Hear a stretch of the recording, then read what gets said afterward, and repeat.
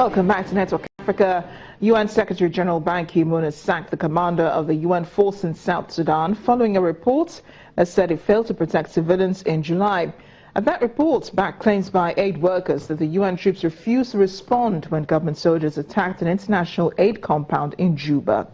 In the fighting between the army and former rebels, a local journalist was killed and aid workers were raped. The clashes derailed efforts to form a unity government and end the civil war.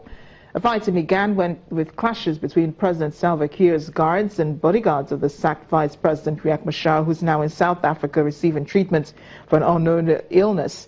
The UN says it is considering more disciplinary measures for the peacekeepers.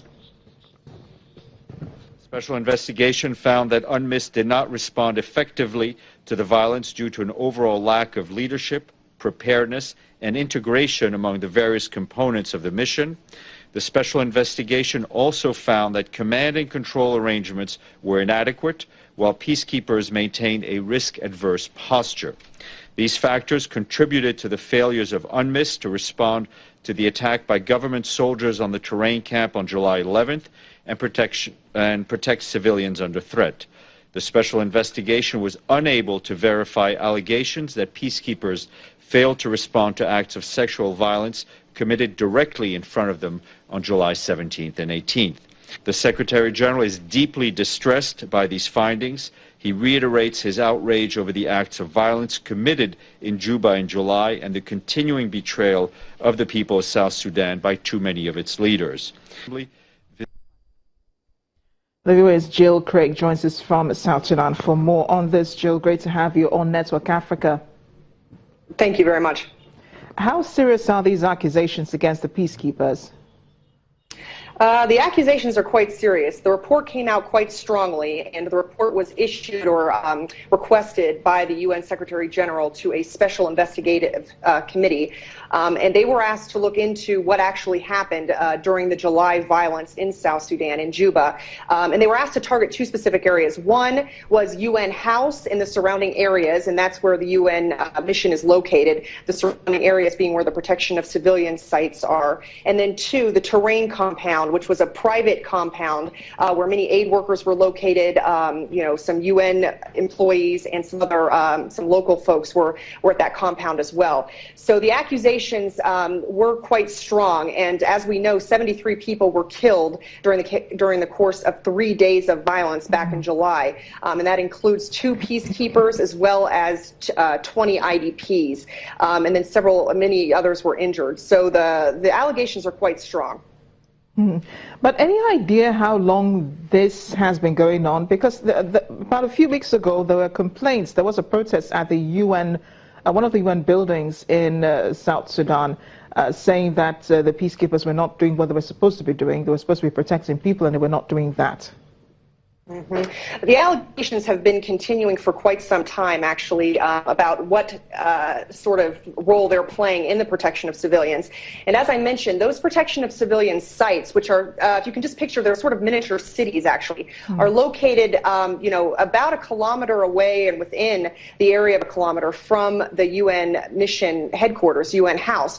And so there have been allegations for quite some time that women are not feeling safe going out because anything can happen to them, they are saying, while they're under the watch of the UN peacekeepers. And what the report seems to suggest is that these problems have been a bit endemic, and it's a bit, it's sort of been ingrained in that system in terms of the lack of leadership at the top, and also some problems actually communicating what needs to be done down to the troops on the ground.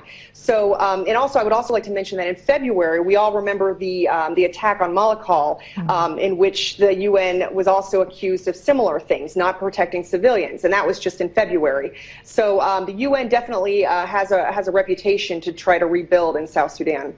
But the UN is talking about more disciplinary measures now. What could they be? Well, in terms of what they've recommended in the report, what they've mostly focused on is how they can improve the situation, at least in the near future. And some of those recommendations include more and better training for both the troops and those in leadership positions. They want those in leadership positions to have a better understanding of their role and what they should be doing. They've even suggested things like people in leadership positions should have a pretty good command of the English language. So there's a wide range of recommendations that the report lays out at the end.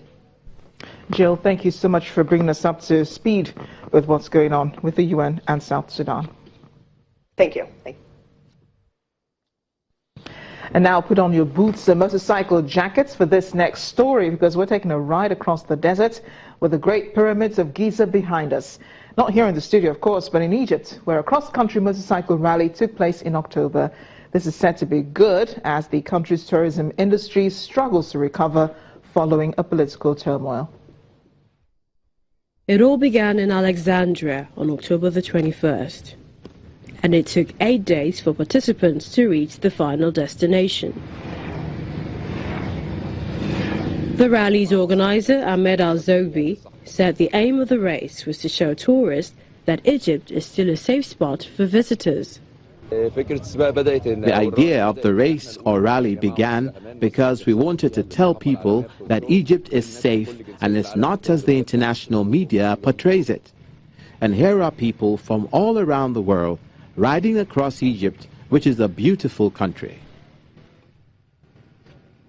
Riders met the heavy rains on the east coast from Mar es-Salaam to Ain al-Sokna, but managed to safely make it through and finish their race on time. The rally takes a different route every year to explore as many parts of Egypt as possible. Joni Stark, participant from the United States, says, "It was great. It was hard at times, but it was fun, and we saw a lot of scenery. It would have been nice to have played tourist a little more, but it was great." Mark Robertson, participant from New Zealand, says he comes from a country that's very green and very dry. Well, I come from a country that's very green. This is very dry, but we did get rain in the desert. I wasn't expecting that, and someone said it won't rain till next month, but we went through puddles. I didn't expect that in Egypt. 51 people from 12 countries participated in the rally this year.